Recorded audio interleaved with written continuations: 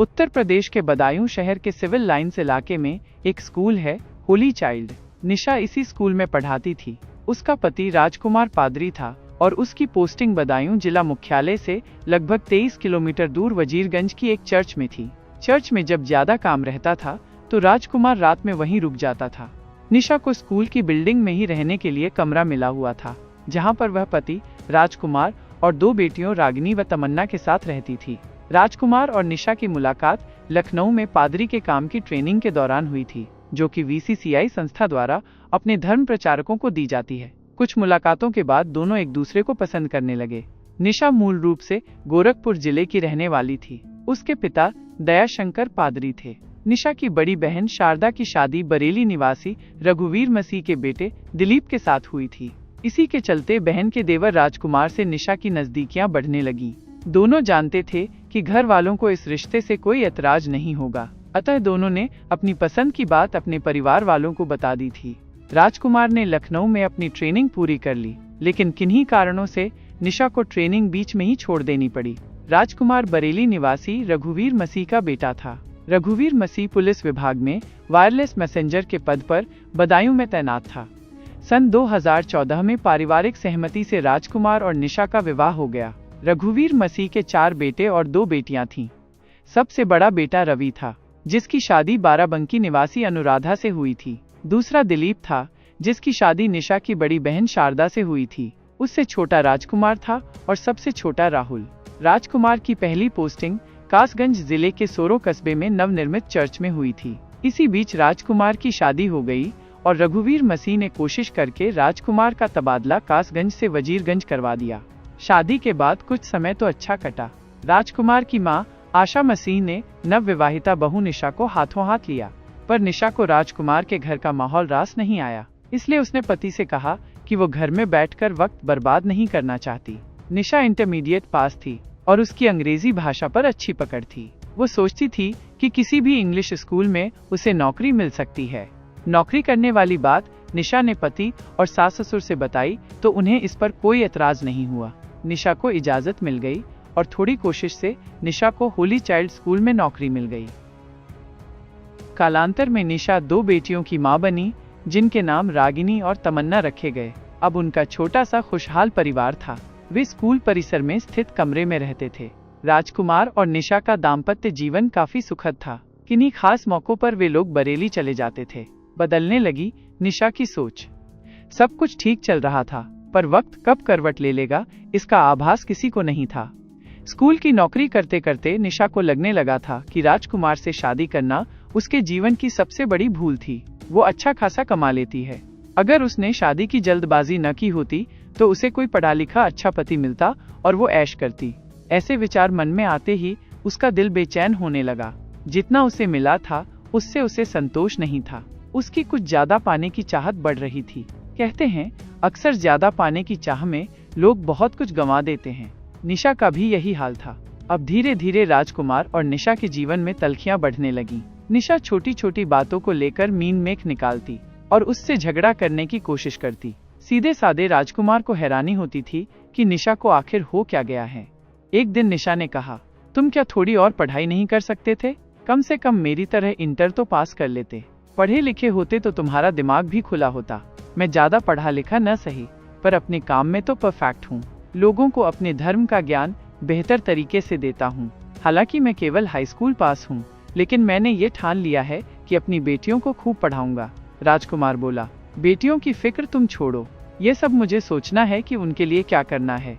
निशा ने पति की बात काटते हुए कहा। राजकुमार तर्क करके बात बढ़ाना नहीं चाहता था, इसलिए वो पत्नी के पास से उठ गया। दोनों बेटियों को साथ लेकर वो ये सोचकर घर से बाहर निकल गया कि थोड़ी देर में निशा का गुस्सा शांत हो जाएगा।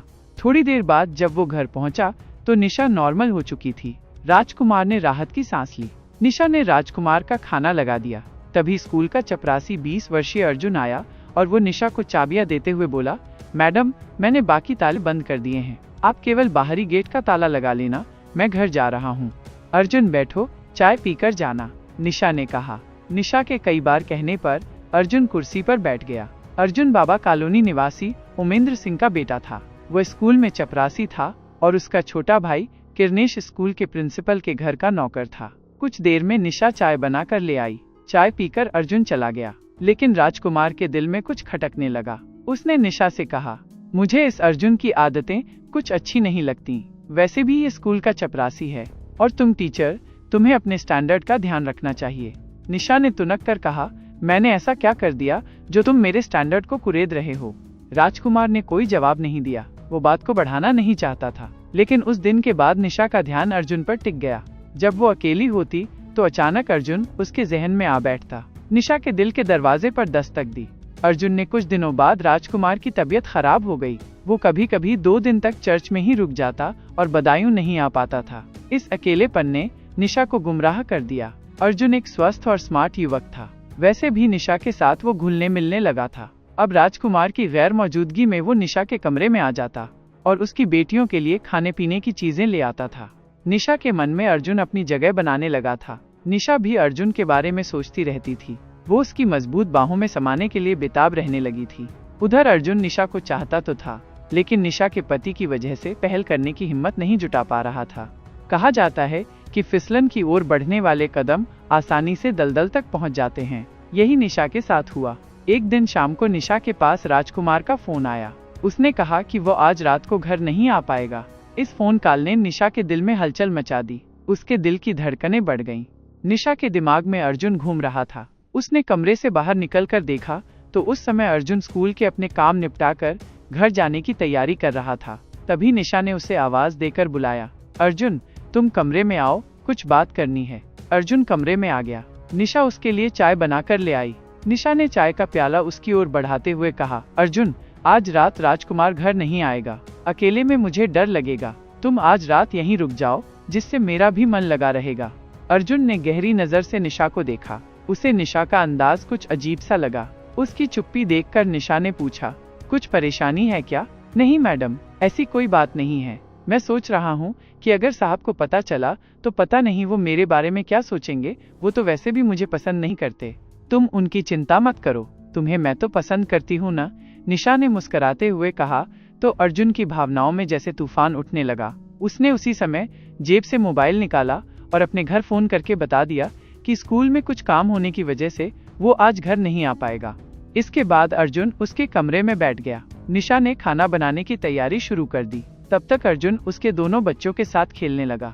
खाना बनने के बाद निशा ने बच्चों को पहले खाना खिलाया और उन्हें सुला दिया। फिर निशा ने अपना और अर्जुन का खाना लगाया। खाना खाते खाते अर्जुन उसके खाने की तारीफ करते हुए बोला, मैडम, आप खाना बहुत अच्छा बनाती हैं। खाना बनाना ही नहीं, मैं बहुत से काम बहुत अच्छे से करती हूँ, कहकर निशा हंसने लगी।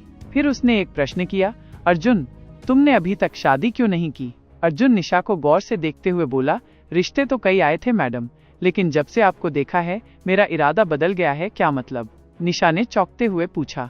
मतलब ये कि मुझे आप जैसी स्मार्ट जीवन साथी की जरूरत है। निशा की चाहत बन गया अर्जुन।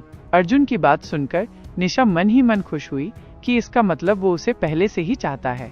निशा कुछ नहीं बोली, बल्कि मुस्कुराने लगी। खाना खाते हुए दोनों इसी तरह की बातें करते रहे।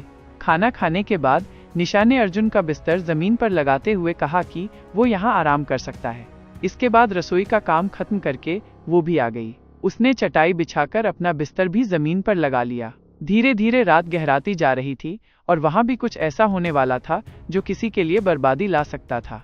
निशा की आंखों में नींद नहीं थी। उसने अर्जुन की तरफ देखा तो वो भी करवटें बदल रहा था। उसने पूछा, अर्जुन, नींद नहीं आ रही क्या? हाँ, नींद नहीं आ रही, पर सोच रहा हूँ कि आपके पति तो अक्सर वजीरगंज में ही रुक जाते हैं, फिर आपने आज मुझे यहाँ क्यों रोका है?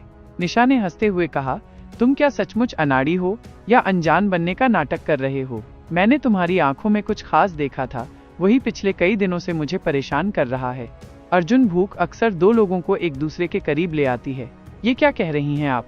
अर्जुन बोला, ठीक ही कह रही हूँ, मैं तुमसे प्यार करने लगी हूँ अर्जुन। अर्जुन को जैसे करंट सा लगा, पर उसे विश्वास नहीं हो रहा था। निशा ने आगे बढ़कर अर्जुन का हाथ पकड़ा और कहा, डरो मत अर्जुन, मैं सचमुच तुम्हें चाहती हूँ और ये कोई गुनाह नहीं है। मैं अपने पति से तंग आ चुकी हूँ। अर्जुन फिसलन की कगार पर खड़ा था। निशा के स्पर्श से वो दलदल में जा गिरा। शादीशुदा और 2 बच्चों की माँ ने उसे एक ऐसे दलदल में खींच लिया जिसके अंदर जाना तो आसान था, पर बाहर आने का कोई रास्ता नहीं था। उस दिन के बाद रिश्तों की दिशा और दशा ही बदल गई। अपनी तबाही से बेखबर राजकुमार अगले दिन घर आ गया। राजकुमार की बर्बादी की नींव रखी जा चुकी थी। बीवी ने बेवफाई करने के लिए कमर कस ली थी। अब आए दिन वह पति से झगड़ने लगी। राजकुमार भी महसूस कर रहा था कि स्कूल का चपरासी अर्जुन अब पहले की तरह उसकी इज्जत नहीं करता। एक दिन वो जब वजीरगंज से लौटा तो उसने अर्जुन को कमरे में चारपाई पर पसरा हुआ देखा। ये देखकर राजकुमार का माथा गर्म हो गया। वो बोला, अर्जुन तुम यहाँ क्या कर रहे हो? लगता है तुम अपनी औकात भूल रहे हो। मेरी गैर मौजूदगी में तुम्हें यहाँ आने की जरूरत नहीं है। उस समय तो अर्जुन वहाँ से चला गया। उसने खुद को अपमानित महसूस किया और तय किया कि राजकुमार को सबक सिखाएगा। राजकुमार के तेवर देखकर निशा भी डर गई थी। राजकुमार ने कहा, निशा, यह अर्जुन मुझे बिल्कुल भी पसंद नहीं है। तुम इससे दूर ही रहो। देखो, मैं सोच रहा हूँ कि अपना तबादला बरेली में ही करा लूँ। पापा भी रिटायर हो गए हैं, अपना मकान भी उन्होंने बना लिया है। फिर तुम्हें भी बरेली में कहीं नौकरी मिल ही जाएगी। देखो, अर्जुन इसी स्कूल में काम करता है। तुम्हारे जाने के बाद वो मार्केट से घर की जरूरत का सामान भी ला देता है। तुम खामख्वाह उस पर गर्म हो रहे थे। देखो, हमें यहाँ कमरा मिला हुआ है, यहाँ कोई परेशानी भी नहीं है। और फिर ये बात तुम जानते हो कि मैं जॉइंट फैमिली में नहीं रह सकती। निशा ने पति को समझाया, इस मामले में मैं घर वालों से बात करूंगा। कहकर राजकुमार बाथरूम चला गया। राजकुमार अनभिज्ञ था। पत्नी के संबंधों से राजकुमार को अभी तक ये पता नहीं है कि अर्जुन और उसकी पत्नी निशा के बीच किस तरह के संबंध हैं। पिछले 6 महीने से वो महसूस कर रहा था कि निशा बदल रही है। कहते हैं कि इश्क और मुश्क छिपाए नहीं छिपता। निशा और अर्जुन के संबंधों की असलियत भी सामने आ ही गई। उस दिन अर्जुन घर जाने ही वाला था कि राजकुमार का पत्नी के पास फोन आ गया कि वो आज रात को घर नहीं आएगा। ये खबर सुनकर निशा खुश हुई। उसने अर्जुन को बुलाकर कहा, आज रात फिर अपनी ही है, क्योंकि राजकुमार आज भी नहीं आएगा। ऐसा करो कि तुम नहा धोकर फ्रेश हो जाओ, तब तक मैं तुम्हारे लिए चाय बनाती हूँ। निशा ने गैस पर चाय चढ़ा दी। अर्जुन भी फ्रेश होने के लिए बाथरूम में घुस गया।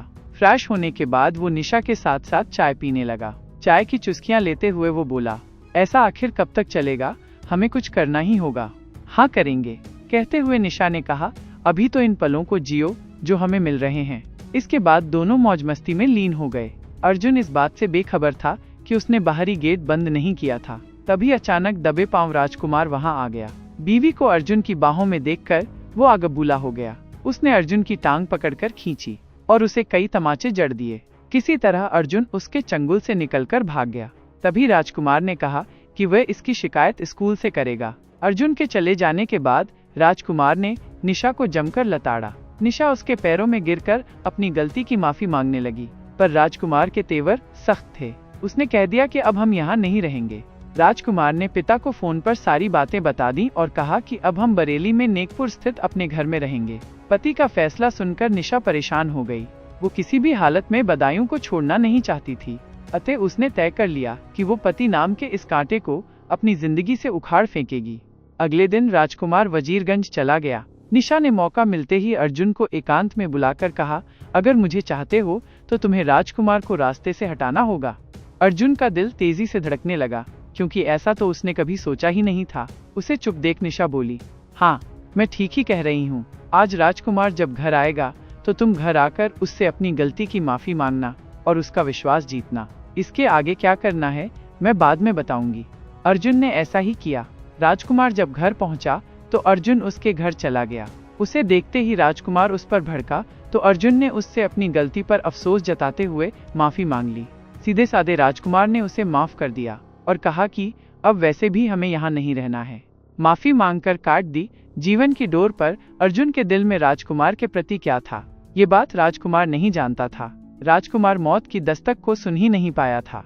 15 जून 2019 को अपनी योजना के मुताबिक अर्जुन अपनी बाइक पर आया। उसने राजकुमार से कहा, चलिए मछली लेने चलते हैं।